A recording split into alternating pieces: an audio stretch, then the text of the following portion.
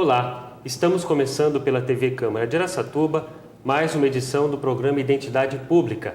Nesta atração, entrevistamos e contamos um pouco da história de vida pessoal e profissional de personalidades que hoje atuam em nosso município. Na edição de hoje, temos a presença do juiz de direito da Terceira Vara Criminal e Corregedoria da Polícia Judiciária da Comarca de Araçatuba, também professor universitário, Dr. Emerson Sumariva Júnior. Dr. Emerson, de início eu gostaria de agradecer pela sua presença aqui em nosso programa. O agradecimento é meu, de ter a oportunidade, mais uma oportunidade de alguma forma auxiliar na nossa sociedade. Vamos começar então essa nossa conversa tratando sobre a sua origem. De qual cidade o senhor é? Eu sou natural de São José do Rio Preto. É uma cidade próxima aqui a Araçatuba, quente como Araçatuba, e ali eu comecei a minha vida, minha trajetória. Meu pai é de Cravinhos, minha mãe é de Lins e foram em São José do Rio Preto morar. Qual que é a atividade profissional que eles têm, doutor? O meu pai, falecido no dia 5 de junho de 2009, ele era jornalista e advogado.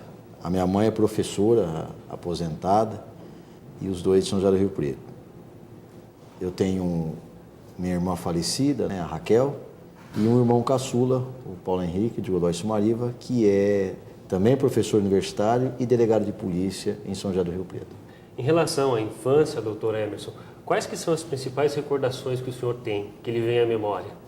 Várias e boas, Eu sempre fui ligado ao esporte, até por incentivo do meu pai, que foi conselheiro, diretor e conselheiro vitalício do América Futebol Clube de São José do Rio Preto, Nosso querido Ameriquinha. Sim. Então eu sempre tive essa ligação com o esporte. Lá no América comecei também a praticar o judô, onde depois fui para uma academia mais especializada e acabou sendo o meu esporte. O judô eu cheguei até, inclusive, a faixa preta, segundo dan. Fui o presidente da comissão disciplinar da Federação Paulista de Judô.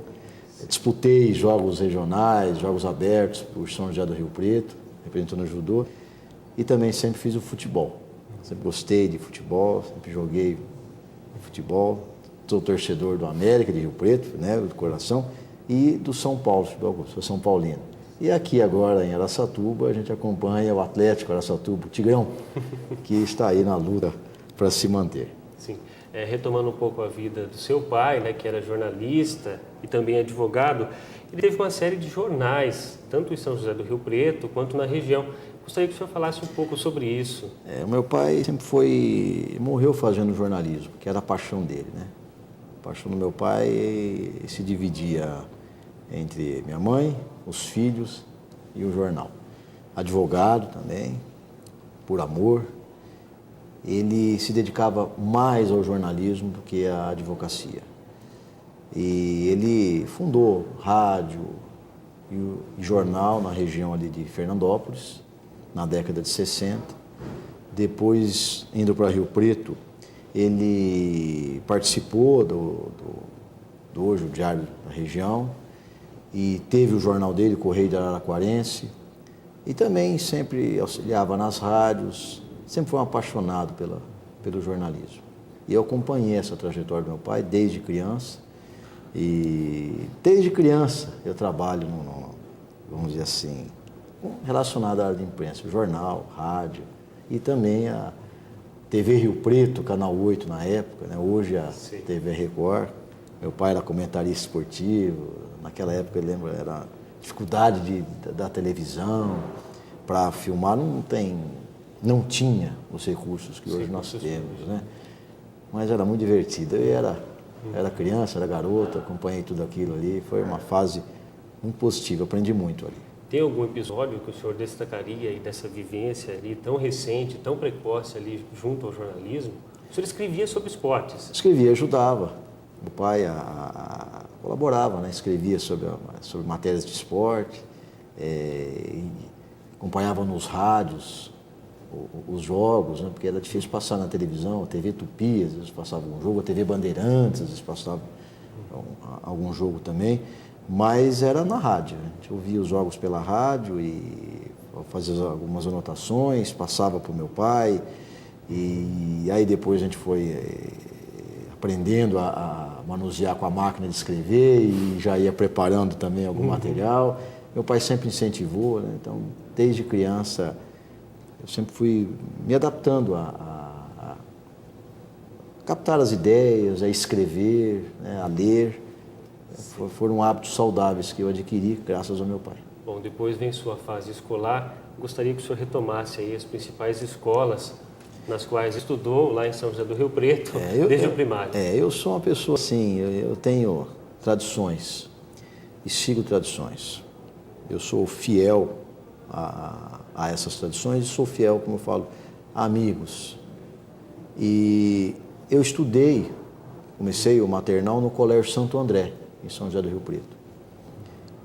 E fiz minha vida toda no Colégio Santo André. Que, por sinal, foi onde a sua mãe trabalhou? Exatamente. Onde minha mãe estudou, trabalhou, se aposentou, foi recontratada e trabalhou depois de aposentada, trabalhou mais 20 e tantos anos, quase 25 anos, onde realmente aí ela resolveu, principalmente após o falecimento do meu pai, né, após o desencarne dele, ela resolveu então cessar e se dedicar mais aos netos, né, e aproveitar, melhorar um pouco a sua qualidade de vida. E fiz o Colégio Santo André, durante um período eu fiz seminário católico, né? Que eu tinha o desejo, a vontade de ser padre, a gente não pode, né, negar, mas inclusive nesses estudos no seminário eu descobri a doutrina espírita, onde então eu passei a me dedicar. É uma doutrina bonita, tem uma parte religiosa, uma parte filosófica, uma parte científica, que é muito interessante. E ali eu passei a estudar, retornei aos estudos no Colégio Santo André e ali eu me formei. E dali eu já fui para a faculdade. Sim. Em relação à faculdade, aí, retomando também o ensino médio, como que foi a escolha da sua profissão? Depois que o desejo por ser padre foi sendo adequado, né, eu sempre me interessei pela área jurídica e sempre quis ser juiz, sempre quis ser magistrado. Isso aí foi algo que, quando eu optei por fazer o curso de Direito, eu já sempre me dediquei, já tracei um objetivo. Nessa vida, se a gente não traça objetivos, a gente não alcança. Então, desde a faculdade eu já tracei. Tracei ao fazer o vestibular. Optei por fazer a faculdade em São José do Rio Preto. Para quê? Para continuar morando com os meus pais, para ter a facilidade que o lar proporciona, para ter a facilidade dos estágios e dos contatos que meu pai possuía na cidade de Rio Preto. O senhor havia sido aprovado na Faculdade do Largo São Francisco, em São Paulo. Fui aprovado, mas eu optei por fazer em São José do Rio Preto a faculdade. Até o pessoal na época achava que era loucura, mas eu tive uma conversa com meu pai e optei por Rio Preto. E interessante, porque quando eu já era formado, já estava advogando, aqueles colegas que optaram por fazer em São Paulo ainda estavam se formando. Quando eu já estava trabalhando, eles ainda estavam quebrando a cabeça na parte dos estudos, ainda na área acadêmica. Então, foi um traçado que eu fiz, orientado pelo meu pai, e que deu um resultado muito positivo, graças a Deus. Sei. Em relação às lembranças que o senhor guarda aí do curso na antiga FADIR, quais que são as principais aí da vivência universitária, da vivência acadêmica e também junto aos colegas, as festas, as questões universitárias, né? Vamos dizer, foram vários os aprendizados. Eu fiz curso de Direito na década de 80, vamos dizer assim, né? Comecei em 84, 85 a fazer a faculdade. Eu era um dos caçulas da turma. Naquele período, o pessoal que procurava a área jurídica era um pessoal mais velho, vamos dizer assim, né? Da faixa de 30 e tantos anos. Na minha classe eu tinha investigadores de polícia, oficiais da polícia militar, que hoje estão todos aí no comando, fiscais de renda, hoje são auditores, na época chamavam fiscais de renda, tinha engenheiro, tinha gerente de banco, de universitário mesmo, eu e mais do que uns 10 ou 12 alunos. Então eu aprendi muito com eles, que eram pessoas mais tarimbadas, casadas, com suas famílias, e tinha de tudo ali, né? O pessoal da região, Rio Preto, na época, então o pessoal ia de Catanduva para estudar, também uma turma muito boa, um pessoal muito agradável de conviver, e eu aprendi muito. Eu sempre fui às festas, sempre participei, sempre gostei de animação. Agora, uma coisa que é pessoal, eu nunca gostei de bebida alcoólica, nunca fui tomar cerveja, né? Eu nunca precisei de bebida para autoafirmação, né? Sim. Nunca precisei de bebida para ser feliz. Eu sou feliz pelo que eu tenho no meu interior. Não é álcool, não é bebida, não é cerveja que vai me deixar feliz, né? E eu lamento pelas pessoas que a gente ouve muito, né? Que a pessoa precisa beber para ser feliz. O cara que precisa de uma bebida para ser feliz, ele tem que procurar um terapeuta, um psicólogo, um psiquiatra e cuidar da vida dele. Porque a bebida não traz benefício para ninguém. Muito pelo contrário, né? Só arrebenta com as pessoas. Mas cada um cuida do seu e eu cuido do meu, vamos dizer assim, né? Então, e nas festas, eu era sempre fui um dos mais animados. E nunca bebi, nunca precisei de bebida. Então, naquela época estava começando o karaokê, não como hoje, né? Mas a gente saía com o grupo e cantava nos karaokês. Ia na época em Rio Preto, tinha o sarau. A gente ia lá no sarau, dançar, participar. Foi uma época muito agradável. Eu tenho ótimas recordações do meu curso de Direito. Sim. Na sua opinião, qual que é a contribuição, o que o aluno deve fazer para aproveitar bastante esse momento da universidade? Hoje o perfil modificou bastante. Hoje nós temos, eu leciono na faculdade, né, na Uni Toledo, já desde 95, que eu sou professor ali, e o perfil hoje é jovem. Hoje, quando tem um aluno com mais de 30 anos na classe, ele é o vô da turma, porque hoje é uma meninada que está fazendo curso de Direito. E a gente observa que não são todos os jovens que têm um grau de maturidade, pelo menos razoável. A maioria ainda está no nível de colegialzão mesmo, né? Mas a gente observa que há uma vontade muito grande deles no aprendizado, no crescimento. E é isso que mantém na minha pessoa assim, ainda um desejo, uma força para continuar lecionando. Porque as pessoas me indagam, por eu ser magistrado, por ser juiz, por que eu dou aula? Eu não preciso dar aula. A aula, para mim, não é uma questão de sobrevivência financeira. Porque, graças a Deus, né, como magistrado, eu tenho uma vida financeira estável, vivo muito bem. Então, mas não é só o lado financeiro. Então, a aula é um aspecto que você tem de colaboração. E, justamente, essa energia, essa vontade que a gente vê no jovem, no acadêmico de Direito, de querer vencer, de buscar alguma coisa que mantém a chama de ainda continuar lecionando. Não sei por quanto tempo, né?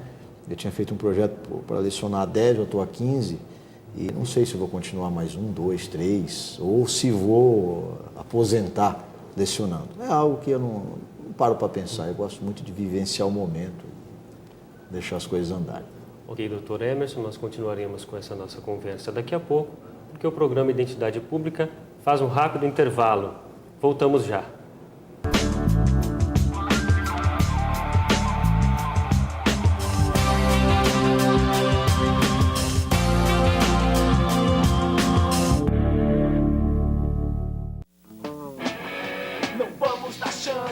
Mosquito da dengue, não vamos deixar ele se proliferar. É só não deixar a água limpa acumulada em latas, pneus velhos, caixa d'água. O mosquito é rajado com tom escuro e manchas brancas, e os sintomas da doença você pode notar. São manchas na pele, dores no corpo, inchou, febre forte que parece queimar. Não vamos dar chance.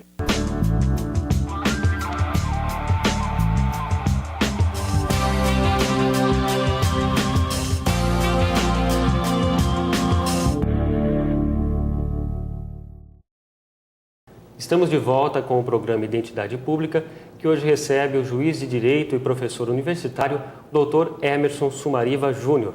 Dr. Emerson, terminamos o bloco anterior falando um pouco sobre a vida pessoal do senhor, sobre a sua vivência universitária.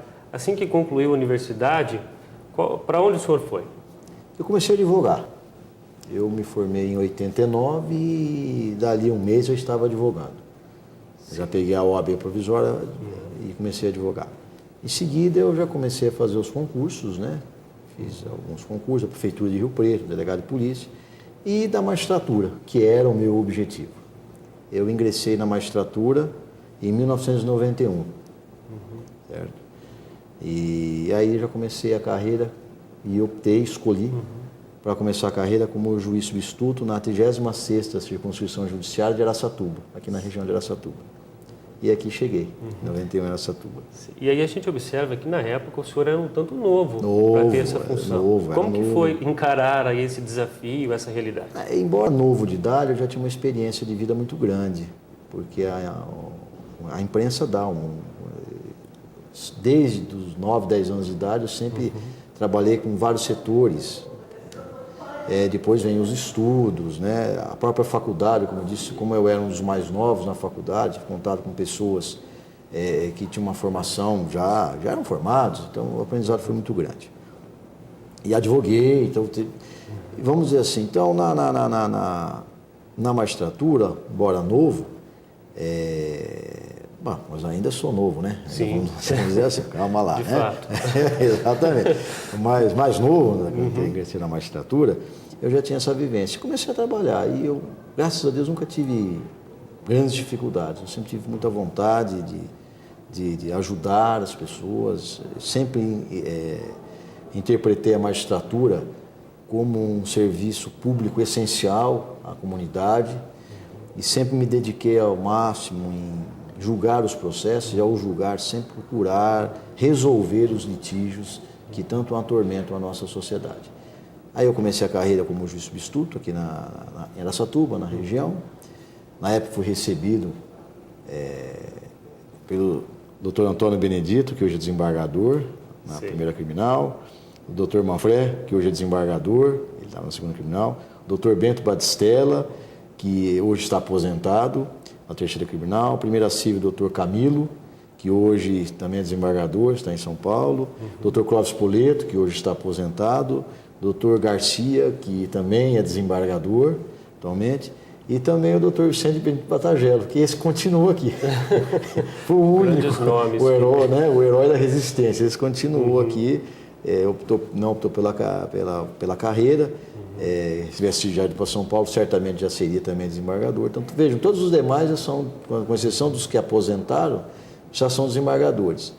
E a exceção também o Dr. Batagelo, que fez uma opção por ficar aqui na região.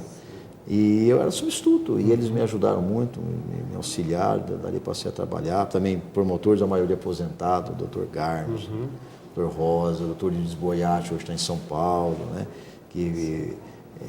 Foram tanto o Dr. Alcide Sanches, também aposentado, né?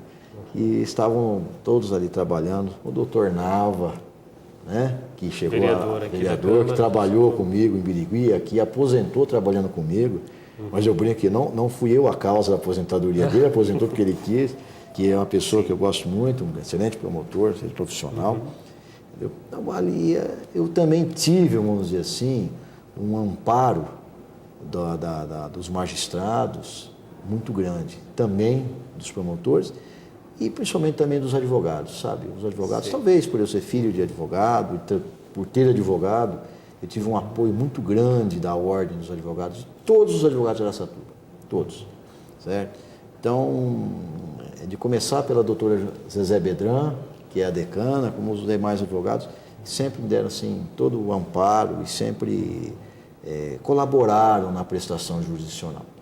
O senhor teve passagens também por comarcas da região. Sim. Qual que foi a experiência que isso trouxe para a sua vida? Ótimo. Eu fui juiz em Birigui, eu fui juiz de Andradina, passei por Andradina, Valparaíso, Guararapes, Pilac, Birigui, como falei, Penápolis, a região, eu fui juiz em General Salgado, passei por Fernandópolis, veja, sentenciei para Santos, São José dos Campos, São Paulo, Campinas, Santa Bárbara do Oeste. Eu tenho uma afinidade. Toda uma gama de cidades. Uma gama de cidades em que eu prestei auxílio, sentenciando os processos, decidindo os processos que me eram enviados. Então, isso tudo colaborou muito para que a gente fosse formando esse conhecimento jurídico técnico que a gente tem para trabalhar. Tem uma questão que o telespectador sempre se interessa em saber a respeito das funções, não é? O que faz um juiz de direito hoje? O magistrado, né, que exerce a função de juiz, o magistrado ele tem a função principal dele é decidir as lides, julgar os processos, os conflitos que ocorrem na sociedade, que a sociedade não consegue resolver por conta própria, leva isso até o Estado então representado pelo Poder Judiciário, e o Poder Judiciário então representado por quem? Pelos juízes, pelos magistrados, que são o Estado. Então é interessante, às vezes eu explico para os alunos na faculdade, os problemas que o cidadão não consegue resolver, ele traz até o Estado, e aí o Estado tem que resolver para ele. Quem que resolve isso? É o juiz. Como? Ele pega as leis que são elaboradas pelo Poder Legislativo, você tem que esclarecer bem, não é o Judiciário que faz a lei, é o Legislativo que faz a lei, tá? E utiliza essas leis para resolver aquele conflito que foi verificado, que foi apresentado até o Estado para ser resolvido. O que acontece hoje é que nós temos um número de conflitos muito grande para o número de juízes. Então a estrutura do Poder Judiciário é muito acanhada, é muito pequena, para suportar o volume de lides, de conflitos que tem na sociedade. Depois de 88 para cá, da Constituição, a Constituição de 88, ela abriu para a população o Poder Judiciário. Porque antes o Poder Judiciário ele ficava restrito à classe mais alta, na criminalidade, aqueles crimes mais comuns. Hoje não. Ficou mais acessível. Mais acessível. Então, de 88 para cá, houve uma modificação, o Judiciário passou a ser um poder conhecido de uma forma geral. Mas não houve uma estrutura. A estrutura do Poder Judiciário de 80 é praticamente a mesma de hoje. Uma salinha má. O fórum então, de Araçatuba ficou na mesma situação, com uma ampliação daqui que não resolveu muito pouco, né? Então, o número de... Eu lembro quando eu cheguei como substituto, tinha um juiz que falou, nossa, nós estamos com 1.200 processos. Era um absurdo. Hoje tem comarcas na região que tem 15 mil processos para serem julgados. Então veja, uma quantidade muito grande. Em menos de 20 anos, de 1.000 e poucos, a coisa, houve um crescimento absurdo. E o Estado é o tartarugão de sempre, né? O Estado anda a passos de tartaruga, é tudo muito burocrático, é tudo muito devagar, a classe política não tem, são poucos os políticos, infelizmente, são poucos os políticos que têm essa sensibilidade.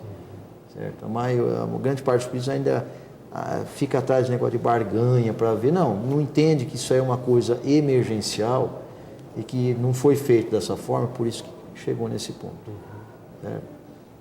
Mas, da nossa parte, principalmente da minha parte, eu respondo a tudo isso trabalhando.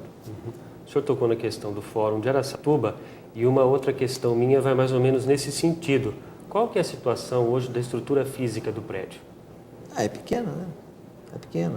Não tem sala para colocar testemunha, você precisa ficar fazendo uma ginástica para separar a testemunha do preso.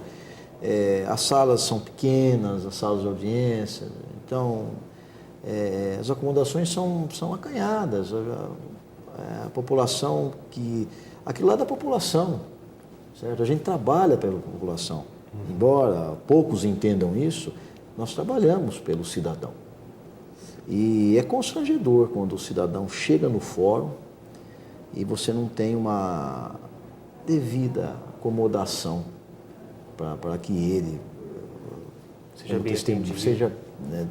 Ele é bem atendido pelos funcionários, pelos poucos funcionários, porque a deficiência de funcionários é muito grande, né? Tem cartório trabalhando com 6, 7 funcionários. O quadro é reduzido. O quadro é reduzidíssimo. Eu mesmo lá, a gente tem que fazer um sacrifício no meu cartório, lá no Terceira Criminal, é que os funcionários são muito dedicados, eles realmente trabalham por amor, porque o número reduzido de funcionários é algo assim, é lamentável, sabe? É lamentável o que está ocorrendo. A que ponto que o governo do Estado deixou chegar a essa situação? E principalmente na nossa região, né, em que o governo do Estado entupiu de penitenciárias, né, botou preso para cá e tirou o DEINTER da Polícia Civil, tirou o CPA da Polícia Militar. Quer dizer, hoje nós somos A parte da polícia é um judiciário, mas a parte policial é subordinada a São José do Rio Preto, como se Araçatuba fosse uma cidadezinha qualquer, subordinada. Araçatuba tem porte para ela direcionar a sua atuação. Mas isso aí foi o que o governo do estado presenteou Araçatuba, quer dizer, tupiu de penitenciários e ainda tira os comandos das polícias daqui. É o que eu acho que o governo do estado pensa que é o que merece a população de Araçatuba, né? Paciência. Classe política nossa também pouco faz para tentar mudar isso. Inclusive, essa é uma outra questão que eu gostaria de fazer. O senhor foi juiz corregedor de presídios. Fui. Qual que é a situação carcerária de Araçatuba e da região? Olha, nós temos de 10 a 11 penitenciários na região, que são subordinados a Araçatuba, e a gente não tem uma cadeia aqui para guardar os nossos presos. Então vejam o planejamento como é. Você entopa uma região de presídios e não tem uma cadeia na cidade para tomar conta dos presos nossos, dos provisórios. Sim. Aí tem que ficar mandando para a região. Todas superlotadas. Veja, a estrutura no fórum é um cartório só para 2 varas. E ainda tem que carregar a infância e juventude e o júri. Certo? Então é essa estrutura que a gente verifica. Eu já fiz trabalho, já fui à imprensa, já fiz matéria em jornal a respeito disso e tive apoio de algumas pessoas, né? Inclusive políticos. Eu vou falar porque eu não tenho isso com ninguém. Eu tive um apoio muito grande do então deputado estadual Cido Sério e do deputado federal Jorginho Maluri. Foram os 2 únicos deputados que me procuraram preocupados com essa situação. Sim. E fizeram por vontade própria. Tanto é que isso não foi nem noticiado, não houve noticiário, porque eles demonstraram realmente a preocupação. Eles lutaram para que a situação melhorasse, conseguiram muito pouco, mas não porque eles não desejassem. É que eles também chegaram num limite. Então, fica aqui o registro. Foram os 2 deputados, na época, os únicos políticos que se preocuparam realmente com essa situação carcerária, que não é se preocupar com preso, não. É se preocupar com a sociedade de Araçatuba, porque está aí o número de roubos, olha a criminalidade como está aumentando, certo? Na nossa região. Quer dizer, o povo de Araçatuba está pagando por isso, está sofrendo por isso. Mas também a gente observa que os segmentos sociais da sociedade de Araçatuba também, no geral, é muito acomodado, viu? Então, não há uma cobrança ao governo, fica do jeito que está. Fora dessa questão, doutor, o que o senhor costuma fazer nos horários de vagos, nas horas de lazer? Olha, eu sou um dos coordenadores da escolinha do América Futebol Clube, do bairro Santana, do América, né? Mas agora é o América de Araçatuba, onde o meu filho é goleiro, né? Joga boa. O senhor tem 2 filhos, né? Tem 2 filhos, um casal. Então, nós estamos sempre juntos, a minha esposa. Nós somos uma família bem participativa em relação às crianças e nós somos uma família unida e nós nos preocupamos com a formação dos filhos e das crianças no geral. O América tem muitas crianças que se reúnem, muitas dessas crianças ali não têm uma estrutura familiar boa, outras nem têm estrutura familiar e a gente acaba participando justamente para, de alguma forma, tentar auxiliar e sanar essas dificuldades. Então eu gosto, participo do América, assisto os jogos do Tigrão, né? Sempre que posso vou ao Morumbi assistir os jogos também do São Paulo e colaboro com o judô, ainda continuo colaborando com o judô quando tem os campeonatos, gosto de esporte, treino, faço academia, certo?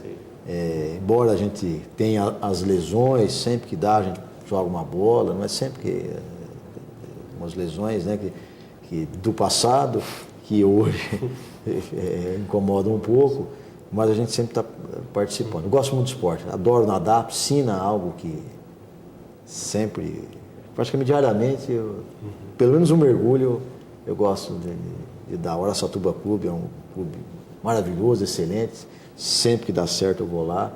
Então, gosto, tenho uma vida também, um lazer muito bom. E os jogos de futebol na televisão, esses então são algo que a gente não perde. Nossa conversa está bastante interessante, mas estamos nos aproximando do final do programa. Gostaria que o senhor fizesse algumas considerações sobre a sua participação aqui hoje. Eu acho importante o magistrado que pertence a um poder, que é um poder ainda acanhado por questões materiais, não pessoais, participar, dar a sua parcela, dar a sua informação, tentar auxiliar a população com informações necessárias, justamente para que a sociedade possa se articular e buscar melhorias para a nossa região. Eu fui uma pessoa que escolhi Araçatuba para ter a carreira, para fazer a carreira. Não vim aqui por imposição, vim porque e gostei da região. Eu tenho o meu filho caçula, meu filho é araçatubense, nasceu aqui, certo? Então eu tenho um amor muito grande pela cidade, pela região, e eu me sinto num dever moral de alguma forma procurar orientar e ajudar a nossa população. Ok, doutor Emerson, mais uma vez eu reitero o agradecimento pela sua presença. E a você de casa que nos acompanhou, mais uma vez, muito obrigado pela sua audiência e até a próxima edição do programa Identidade Pública.